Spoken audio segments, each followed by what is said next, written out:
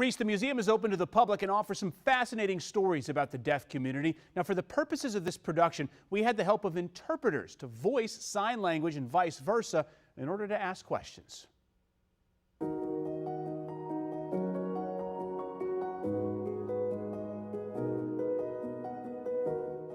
This museum tells the story about what happened over 150 years, even before and after that.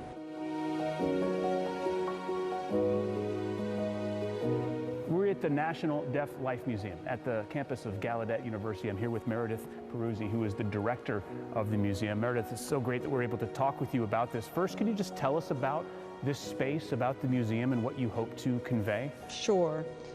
So this space that we're in on campus is called Chapel Hall. This was built in 1869. And in 2014, on the 150th anniversary of the university, we opened up the museum.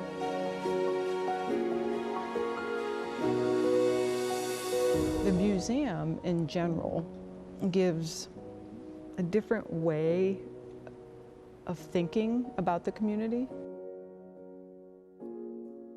So in 1864, on April 8th, that was the day President Abraham Lincoln signed our charter, which gave deaf people a college. The deaf community has always been part of Washington, D.C. We've always been here, and people may not have realized that they can come on campus to visit.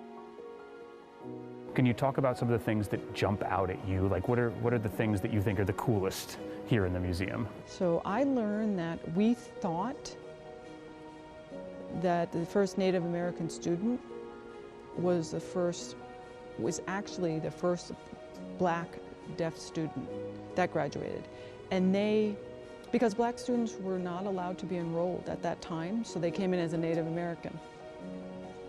And the particular student had hair that they could make look like a Native American hair and could pass for a Native American. So he used that to enroll in the university, which was a very, very interesting story because we were not allowing black students at that time to enroll.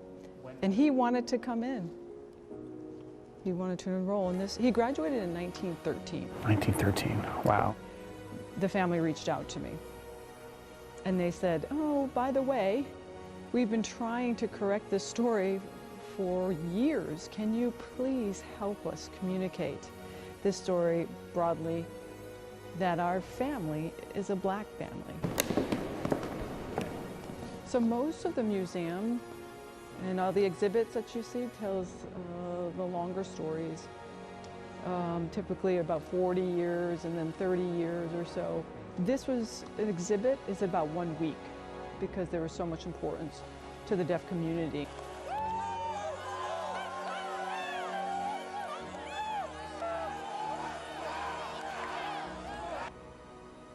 A president was planning on retiring and a new president was selected, and that it was a hearing woman.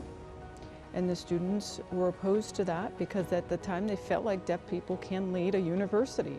Why not have a deaf president? If you're giving us a proper education and you don't have a deaf president at the time, then we're not doing something right. So that triggered more of the civil rights attention to the deaf community and helped pass the ADA. And the ADA being the Americans with Disabilities Act, which was passed in 1990.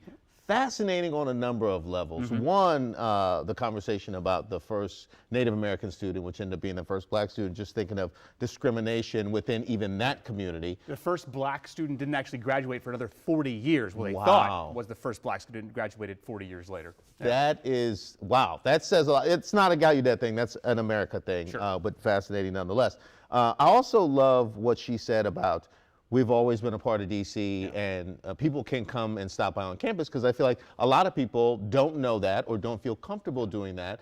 So what are some of the things that you were there that you would recommend people do? Right. Well, I mean, such a great point there. I mean, as someone who's lived in the DC area your whole life, you know, as I have, I've known that the university was there, and I knew that there were a large deaf community in DC, but had never been there, had never sought out to learn more about it. And that's why this was fascinating to me, learning not only about the first black student who passed himself off as Native American, but then that week of protests in 1988, which that archive footage that you saw there, we actually covered that event, WUSA 9, demanding Deaf President Now. That's the name of the movement, and how that led to a letter from then Vice President George H.W. Bush to the school and to the students, recognizing everything that was happening, because it was happening on broadcast television, and of course, so few channels. He was seeing that in the White House, and that was one of the pinnacle moments that led to George H.W. Bush passing the ADA.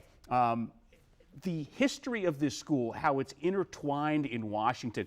A former postmaster general is the one who donated the land and a lot of money for the school to be built. And then later, President Lincoln was the one who, of course, signed the charter, as we heard in the school. A number of presidents, there have been 15 or 16 presidential visits to the school over the year, the last one by Bill Clinton in 1994. Fascinating on a number of levels, and now there's a museum, which gives people like a target and something to go and check out at Gallaudet, which as a part of our community, I feel like we should. Absolutely. Anybody can just roll up there and check it out anytime. I would highly encourage that. It's right next to Union Market. I mean, right there at Florida Avenue, New York Avenue, Northeast. Really easy to find. Anyone can check it out. Listen, we got this story based on a tip. Somebody said, hey, reach out to these folks, see what the National Deaf Life Museum is all about. So we did.